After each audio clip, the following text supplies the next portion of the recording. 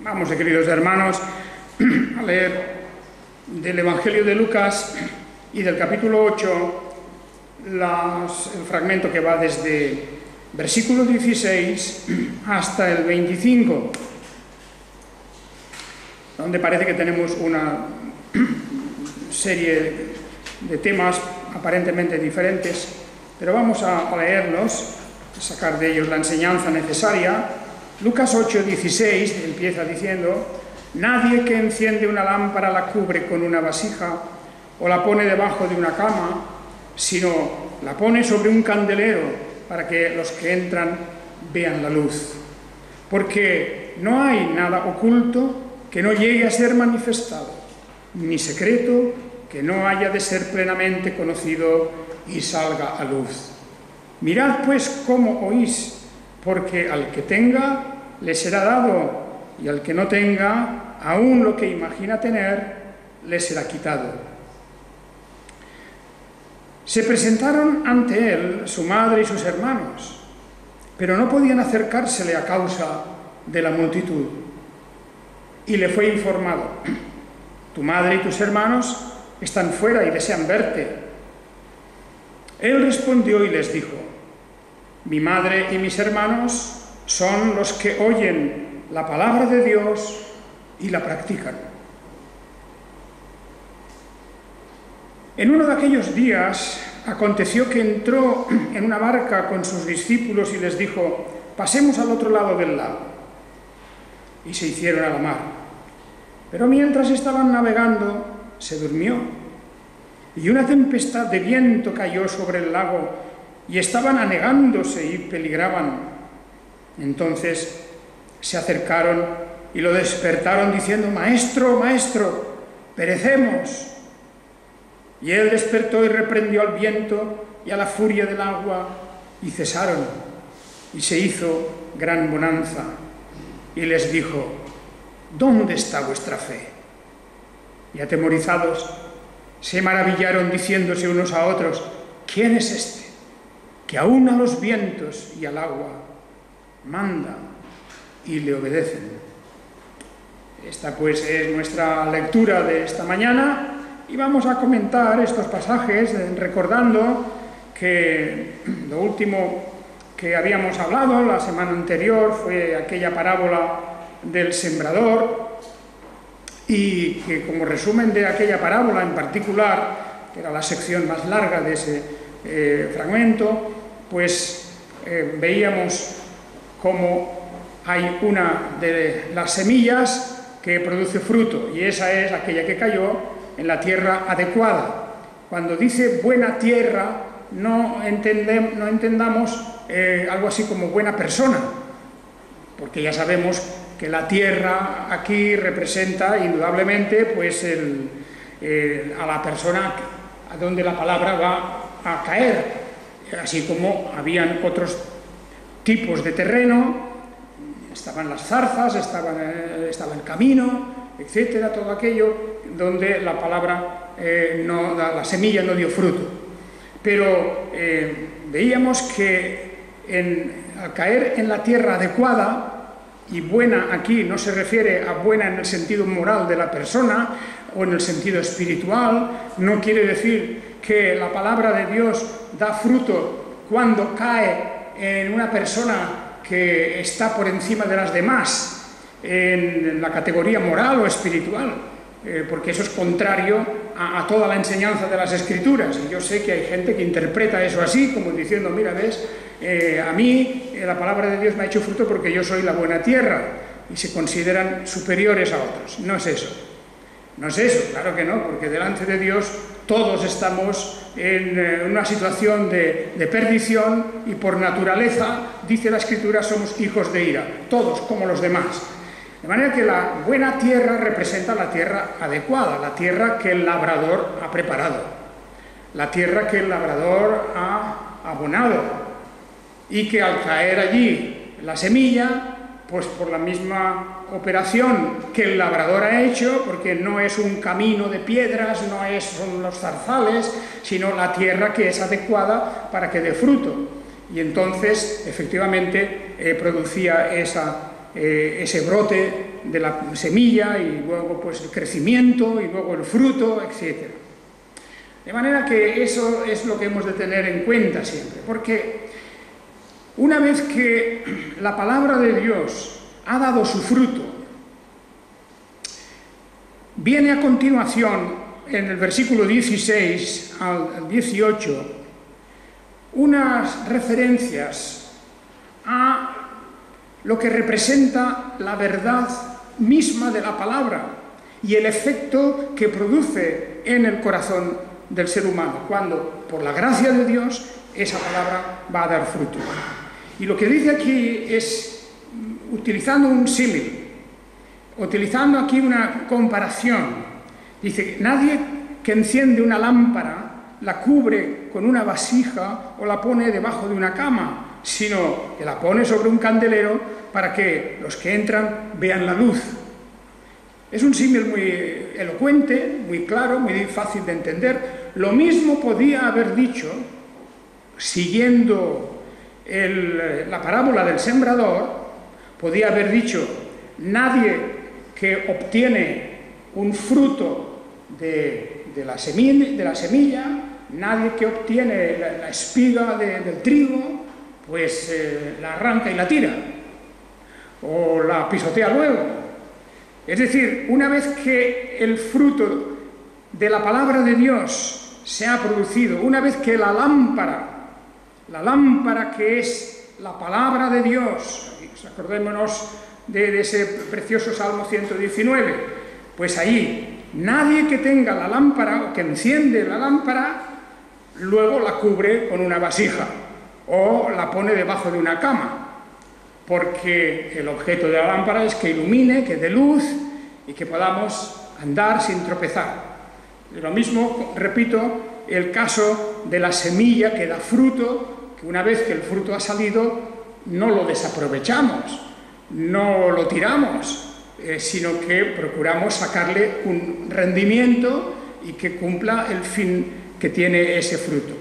Pues bien, lo mismo aquí, la luz de una lámpara no está para que de alguna manera luego quede cubierta, inútil, sino que se pone en un lugar en alto, se pone en un lugar lo más visible posible, para que los que entran en una casa, por ejemplo, vean la luz.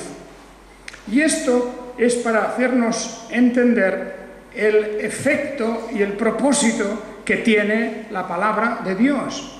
¿Para qué sirve la palabra de Dios? Podemos decir, claro, hay muchos usos, hay muchas utilidades que tiene la palabra de Dios, pero especialmente la palabra de Dios es el que hace que las cosas salgan a la luz. La palabra de Dios, como lámpara que es aquí comparada, ilumina. Al llegar la luz sobre los objetos, estos son reconocibles y sabemos exactamente su naturaleza, sabemos para qué sirven y sabemos dónde estamos. La luz está iluminando la estancia, la habitación, la luz aclara las cosas y eso lo hemos de trasladar al mundo de las cosas morales y espirituales.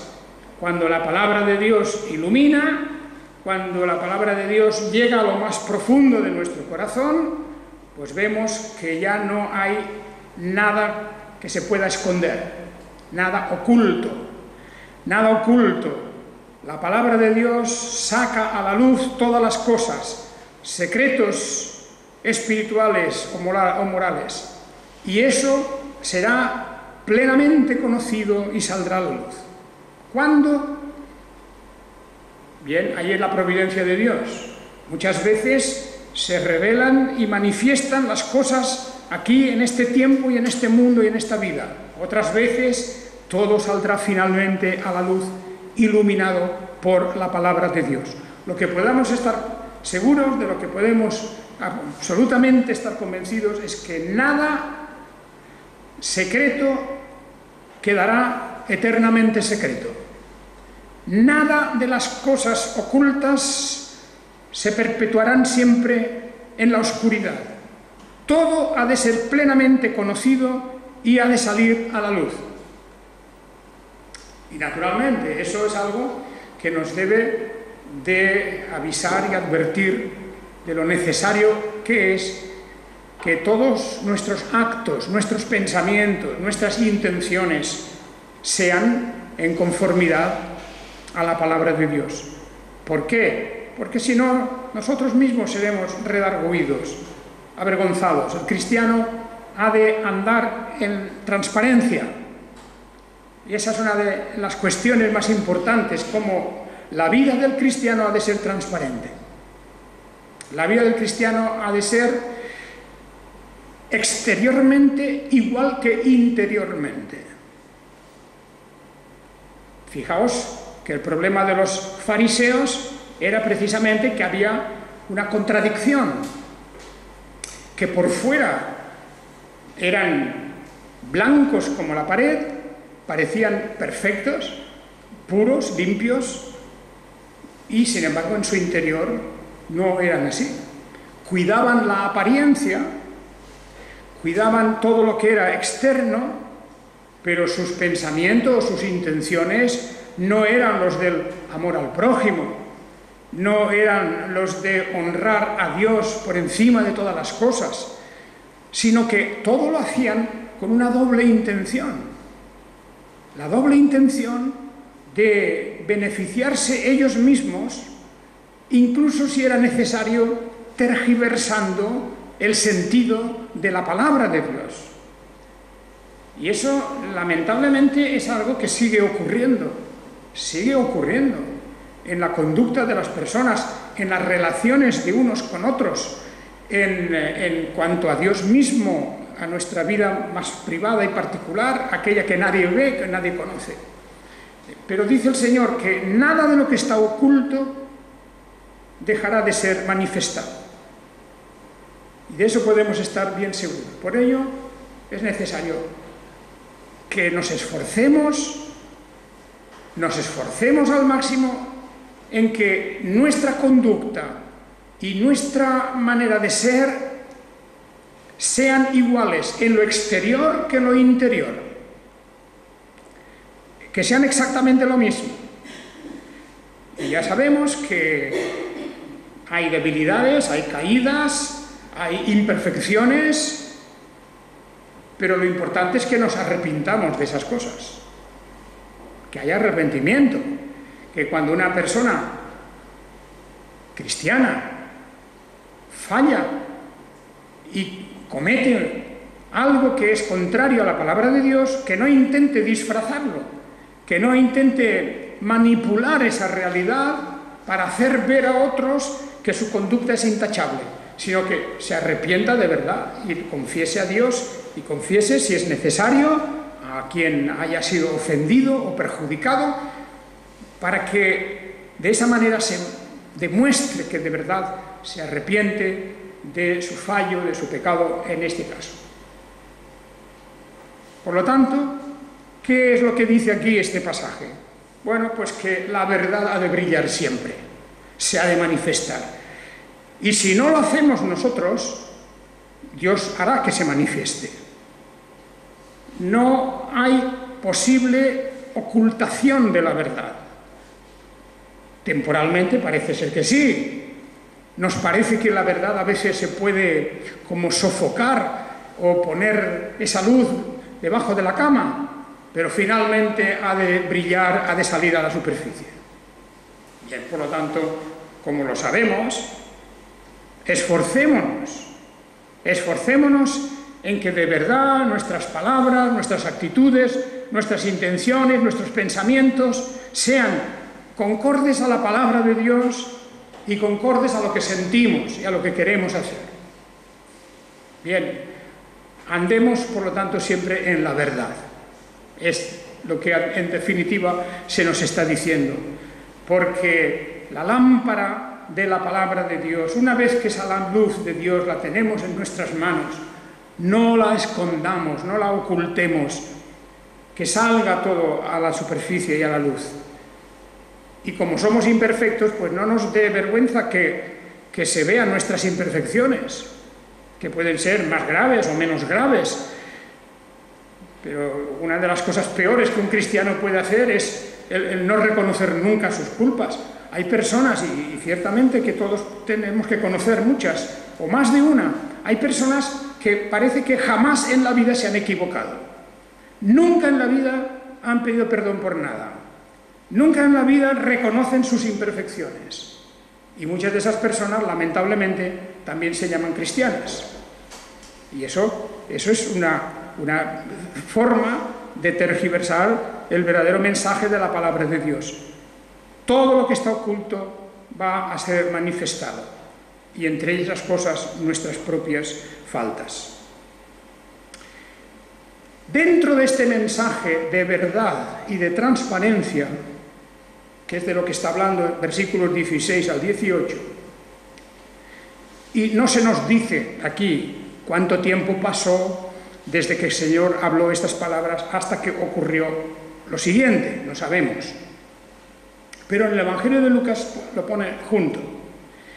A continuación de decirnos este mensaje de transparencia, de luz, de verdad, ocurre que se presentan ante el Señor su madre y sus hermanos.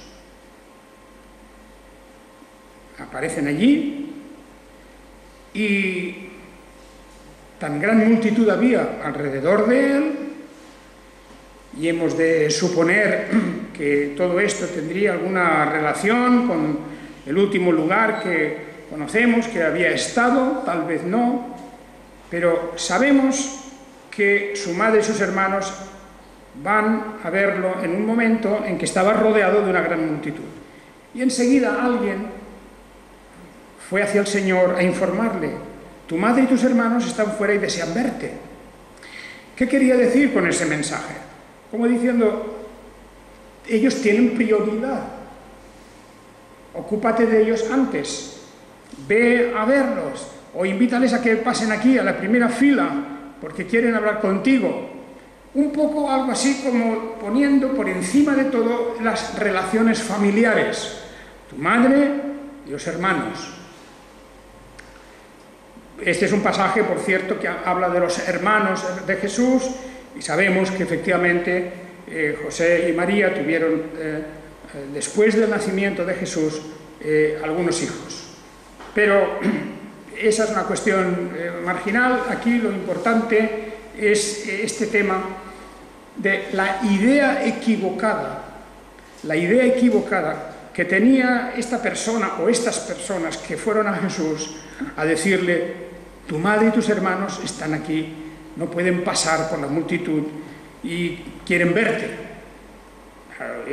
Indirectamente le estaban diciendo algo así como: interrumpe el discurso, o haz un paréntesis, mándales que pasen, o ve tú a verlos. Algo así quería decir. Esto es lo que le daban una importancia enorme estas personas al hecho de que la madre y los hermanos estaban allí. Y entonces la respuesta de Jesús es una respuesta que a primera vista parece bastante dura, algunos tal vez dijeran, bueno, no parece muy respetuosa. Sin embargo, Jesús tenía muy en cuenta el mandamiento de la ley de Dios que dice: honrarás padre y madre. Honrarás padre y madre. Y Jesús honra a su madre, de la que él ha recibido su naturaleza humana. Él honra a su madre y siempre vemos en muchos momentos que lo hace, y ciertamente él tenía muy claro que, sin embargo, que la familia, su madre, no ocupaba el primer lugar de todas las cosas de su vida. Ya en la infancia de Jesús, vimos aquí en este Evangelio, en la infancia de Jesús, cuando Jesús está en el templo y se queda en el templo, y los padres se marcharon pensando que Jesús estaba en aquella multitud de gente que volvía a su casa después de la visita al templo. Y en aquella ocasión ya Jesús les contestó de una manera un poco, yo diría, un poco cortante, como poniendo las cosas en su sitio, cuando los padres, seguramente cariñosamente, le reprendieron diciendo: hijo, estábamos preocupados, ¿cómo es esto que te has quedado por aquí? Y la respuesta de Jesús fue: pues no sabéis que en los asuntos de mi Padre tengo que estar. He de estar en lo que tengo que estar. Mi misión, mi tarea, mi servicio, mi ministerio es estar en las cosas de mi Padre. Y aquí estaba yo discutiendo con estos y hablando con estos profesionales de la palabra de Dios, con estos sacerdotes, con estos escribas. Y la respuesta de Jesús es algo cortante, como también fue cortante en las bodas de Caná, cuando Jesús le responde a su madre diciendo: pues ya sé lo que tengo que hacer, mi hora no ha llegado todavía. Diciendo: tranquila, que yo ya sé lo que pasa, no hace falta que me empujen a hacer algo. Y con cariño seguramente, claro que sí, con cariño, con respeto, pero al mismo tiempo poniendo las cosas en su sitio. Y aquí también, Jesús quiere dar y transmitir aquí un mensaje. Y es que la primera relación que tenemos es con nuestro Dios, Padre Celestial. Amarás al Señor tu Dios con todo tu corazón, con todas tus fuerzas, con toda tu mente, con toda tu voluntad. Ese es el primer mandamiento. Y el segundo es: amarás a tu prójimo como a ti mismo. Y la distancia es grande. La distancia entre uno y otro mandamiento es muy grande. Es el resumen de todo, de toda la fe cristiana, de todo.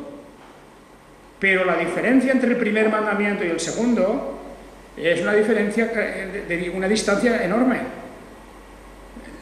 Las dos cosas son amar. Pero cuando se habla del amor a Dios, se viene a decir: el amor a Dios no se puede compartir con nadie. El amor a Dios es exclusivo, es único, está por encima de todo. Y después de que hayamos volcado nuestro corazón, nuestra mente, nuestra voluntad en amar a Dios, y amar a Dios significa obedecerle, respetarle, servirle, agradarle. Después de eso tenemos el otro mandamiento, que es a nuestro prójimo, a los demás, a todos, a quienes debemos amar como nos amamos a nosotros mismos. Pues aquí es una manera de poner en efecto este mandamiento, porque el Señor no vino a cuidar una familia, siendo Él el primogénito de la familia, habiendo muerto ya José, porque ya no hemos oído hablar de José en los evangelios después de aquella escena de cuando Jesús tenía 12 años. Jesús representaba el primogénito de la familia y sobre él recaían muchas responsabilidades que cumplió estrictamente hasta que empezó a dedicarse a su ministerio. De manera que hasta que empezó la vida pública de Jesús, él cumplió en su casa, en su familia, con todo lo que representaba ser el primogénito, ocupando el lugar de su padre durante un tiempo. Su padre putativo, el padre de que se pensaba que era su padre, entendámonos, de José, que la gente pensaba que era su padre. Pues bien, aquí la respuesta es lo mismo. Jesús les contestó de una manera que seguramente dejó sobrecogidos a los mensajeros que fueron a hablarle diciéndole: tu madre y tus hermanos están aquí. Y les dijo: mi madre y mis hermanos son los que oyen la palabra de Dios y la practican. Bueno, eso en lenguaje cotidiano nosotros diríamos: Pues vaya corte que les dio. Vaya corte, digamos, vaya contestación, les debió dejar sobrecogidos, helados. Casi alguien con mala intención podría decir, este hombre no tiene afecto a su madre y a sus hermanos. Seguramente uno cualquiera habría dicho, pues nada, que pasen, que se pongan en la primera fila, digamos, esos es el privilegio, son los que tienen el favoritismo y el favor mío. Pues no fue así. Jesús dijo, mi madre y mis hermanos son los que oyen la palabra de Dios y la practican. Fijaos, hermanos, lo que esto significa, No reconoce a su madre y a sus hermanos por encima del deber que en aquel momento tiene. Y el momento que estaba viviendo era que estaba predicando el reino de Dios a la gente, hablando de las promesas del Evangelio. Cualquiera que fuera el discurso que estaba haciendo, él no podía interrumpir, no podía ceder la prioridad o la importancia ni a su madre ni a sus hermanos, porque para él la familia no existía excepto si ocupaba su lugar debido. La familia era no lo primero, era lo segundo. No lo primero, sino lo segundo. Como hemos de decir, cualquier cosa nuestra, personal, temporal, aquí en esta vida, no puede ocupar el primer lugar. Nuestra profesión, nuestras actividades, nuestras distracciones, nuestros intereses, todo lo que sea, todo lo que se refiera a nosotros, aquí en esta vida, no puede ocupar el primer lugar. Hemos de cuidar esas cosas, hemos de respetarlas, hemos de volcarnos sobre ellas todo lo necesario, ¿de acuerdo? Eso sí, hemos de cumplir nuestras responsabilidades también, pero si de alguna manera chocan o se enfrentan con nuestra relación con Dios, hemos de tener claro que hay unas cosas que son primero y otras cosas que son segundo. Lo primero es Dios y el servicio a Dios también. Lo segundo, todo lo demás, lo que sea lícito y legítimo. En teoría creo que todos estamos de acuerdo en eso. Lo difícil es como lo que dice aquí el Señor. No basta con oír la palabra de Dios. No es suficiente. Y eso es muy bueno, sí. Oír la palabra de Dios es estar ya a un paso, porque por la palabra de Dios viene la fe. De manera que gracias a Dios que podemos leer y escuchar la predicación de la palabra de Dios y podemos escuchar la enseñanza y leer sobre la palabra, muy bien, todo fantástico. Pero el Señor no se da por satisfecho, porque la palabra de Dios es para ponerla por obra, es para ejecutarla, es para obedecerla. Y por eso dice, el que oye la palabra de Dios y la practica en todos sus aspectos, en lo que son mandamientos, en todo lo que se refiere a nuestras actitudes de amor, de misericordia, de temperamento, que necesario es que nuestro carácter, nuestro temperamento se asemeje cada día más al de nuestro Señor Jesucristo. Claro, porque de nada sirve que escuchemos la palabra de Dios si tenemos un temperamento que no tiene nada que ver con el temperamento de nuestro Señor Jesucristo. Y esa es una cuestión básica y fundamental. El carácter mismo de nuestro Señor Jesucristo, la imagen moral, espiritual, incluso temperamental de nuestro Señor Jesucristo sobre nosotros. Y de eso se encargan los apóstoles en sus cartas, en esa enseñanza práctica que nos da el apóstol Pablo particularmente, cómo insiste en la necesidad de que nuestro carácter que sea afable, que sea misericordioso, que sea paciente, tantas y tantas cosas que hay sobre el carácter cristiano, que tiene que ser así, y eso es la práctica de la palabra de Dios, no la práctica como los fariseos, que efectivamente guardaban los mandamientos a rajatabla, pero en su corazón no había amor, no había esa relación con su prójimo de amor, había un egoísmo enorme. Ellos eran el número uno para toda su vida. El carácter del fariseo era el egocentrismo. Solo hablaban de sí mismos, pensaban en sí mismos, buscaban sus intereses. Eso nada más. Entonces, el mandamiento, amarás a tu prójimo como a ti mismo, no era practicado, era me amaré a mí mismo como me amo a mí mismo. Y siempre yo mismo, y yo mismo, y yo. Por lo tanto, mi madre y mis hermanos son los que oyen la palabra de Dios y la practican. Esto es lo que dice el Señor. En el terreno temporal, humano, aquí en la tierra, lo mismo es mi madre y mis hermanos que los otros que escuchan la palabra de Dios y la practican. No hay diferencia. Todos son mis hermanos. Todos son mi madre. No hay diferencia. Por lo tanto, hemos de tener mucho cuidado porque también la familia, los hijos, cualquier relación familiar se puede convertir en una idolatría. Y eso es evidente, particularmente en los tiempos que vivimos.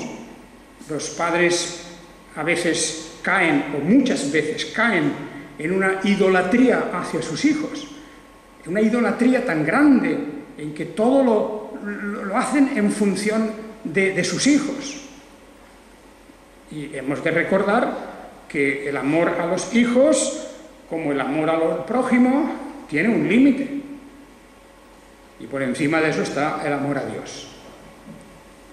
Bien, yo creo que este pasaje es tan importante, ¿verdad? Porque Jesús pone en claro cuál es la relación con las cosas de esta vida y cómo no podemos cambiar el orden de nuestros afectos ni de nuestros intereses. Y todo eso es cuando vivimos en la transparencia bajo la luz de la palabra de Dios. Todo eso se consigue y se obtiene cuando la palabra de Dios está iluminando de verdad, cuando no hemos escondido la palabra de Dios bajo la cama. Estamos siempre a la luz de la palabra. Y la última parte de este pasaje que hemos leído es la escena de la tempestad. Y hay una cosa muy clara, que cuando, fijaos que la iniciativa de pasar al otro lado del lago, que se llama el Mar de Galilea, porque estaban en Galilea, el Mar de Galilea es enorme, es un lago de agua dulce, de donde Israel saca hoy, digamos, prácticamente toda el agua que consume. Es el lago que se alimenta con las nieves del Líbano, vienen a caer, a desembocar por sus torrentes y sus fuentes, etcétera, al lago de Galilea. Es enorme este lago.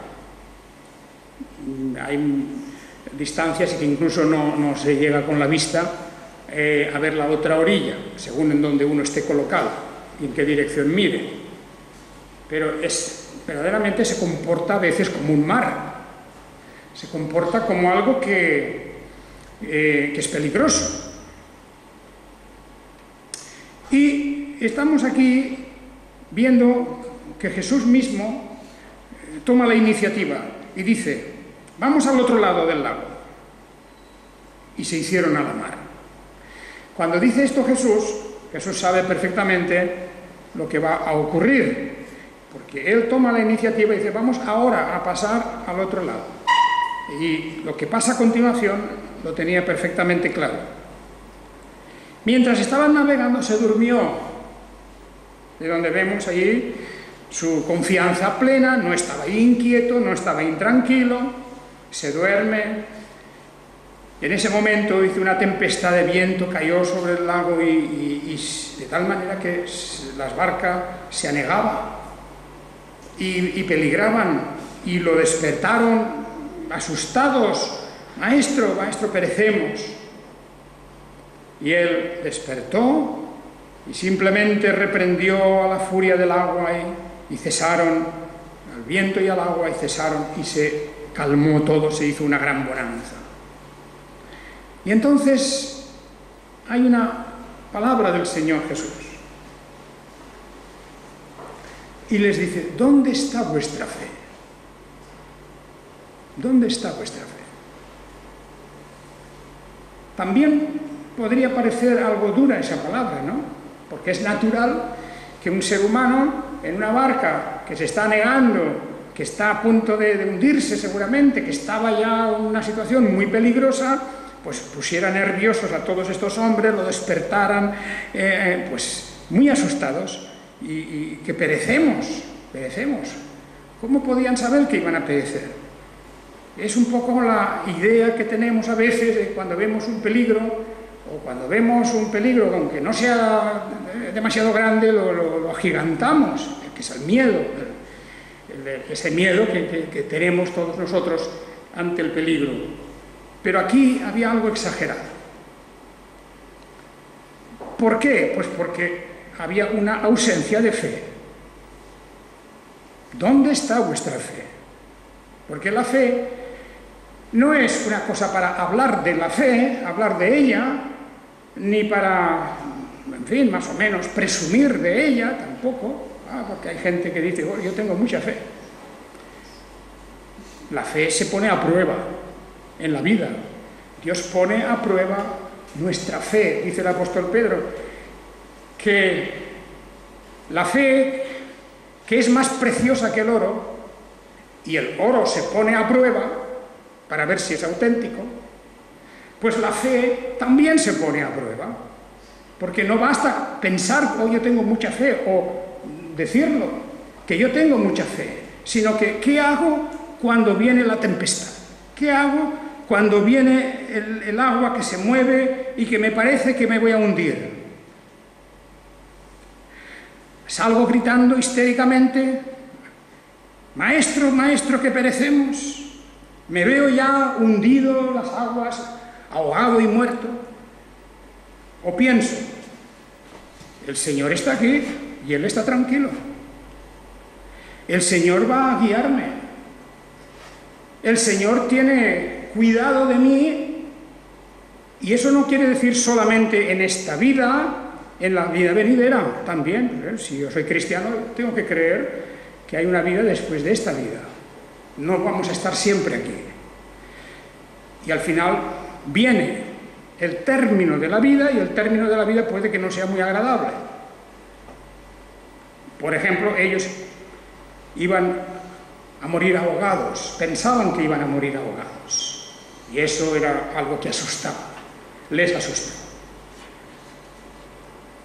Pero el Maestro está aquí. ¿Dónde está vuestra fe?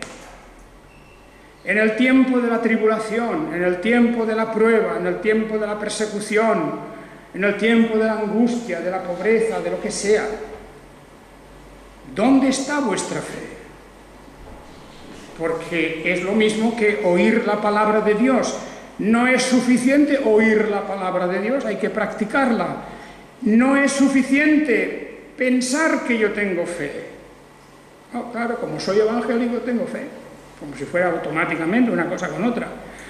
Y yo lo he repetido muchas veces y yo creo esto. Pero una cosa es pensar que uno cree y otra cosa es creer, y eso solamente se demuestra en el día de la tribulación.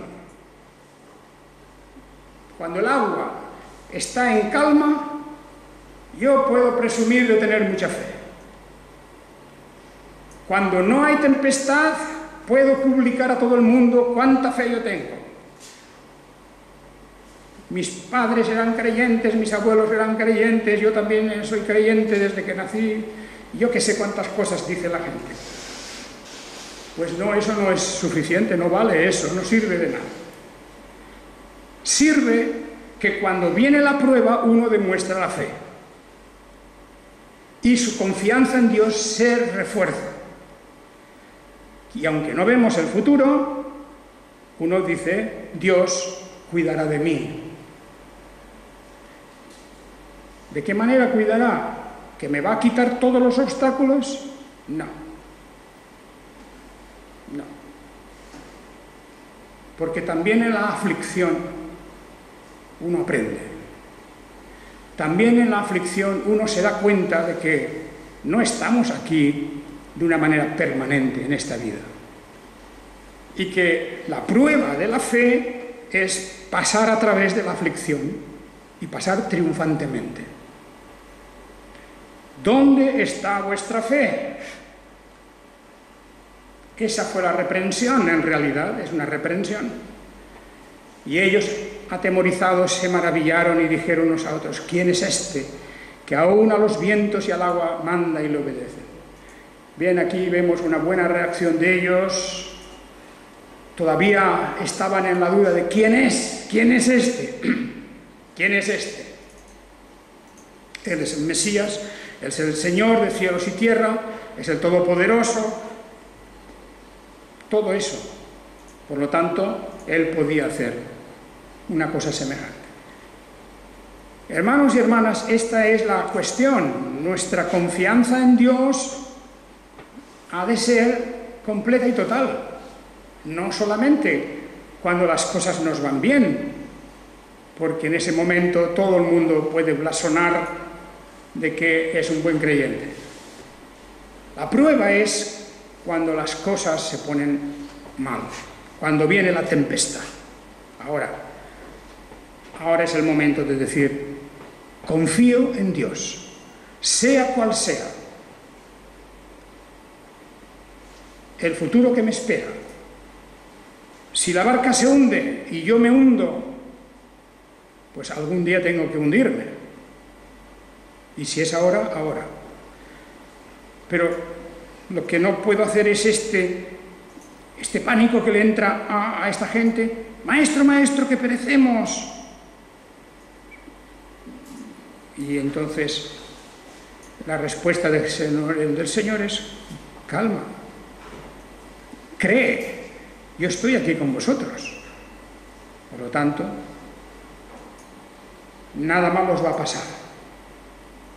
Porque lo peor de todo ya ha pasado. Estabais muertos en vuestros delitos y pecados y ahora tenéis vida eterna.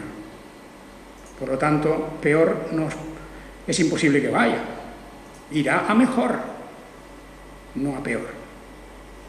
Y este es el cálculo que hace la fe. La fe hace este cálculo.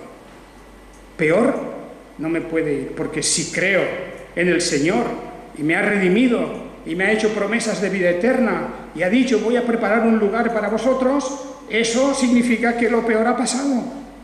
Ahora solo falta un paso.